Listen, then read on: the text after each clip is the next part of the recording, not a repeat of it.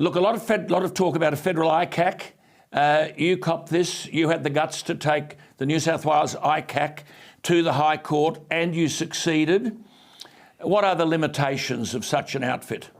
Well, they don't have any limits, and they keep seeking more work. There was a headline in The Australian the other day saying New South Wales ICAC demands power over pork barrelling.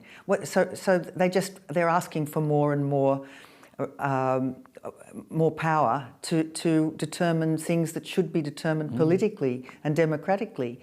But so the limits should be that these bodies ought not be allowed to choose their own targets or their own scalps. They should be given their work by some other investigator, and it should all be done in private, just as the police make their investigations in private.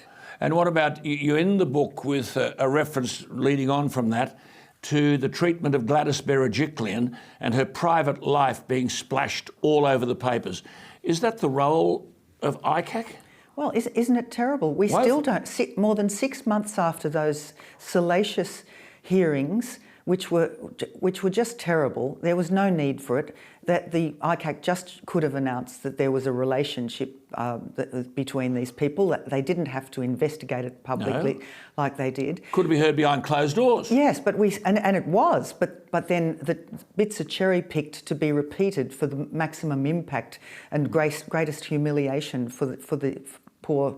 Absolutely. Poor people, but we still don't know. No, we still don't know why New South Wales has been denied its democratically elected premier. It's hard enough to find people to give themselves to public service. Quite. And there we had the daughter of non-English speaking immigrants, a woman who was unblemished in her service, and no one will ever accept that she's a corrupt woman, no matter what.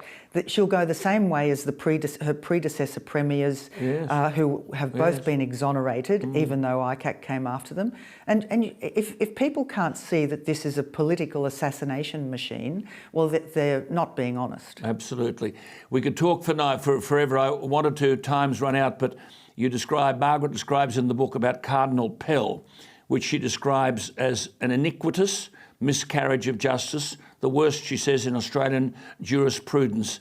She says, apart from the conviction, relying on one witness alone, the circumstances surrounding the alleged assaults are just too implausible for any reasonable person to accept. And she makes the point, what is it about the complainant whose word alone was accepted over the evidence of the Cardinal,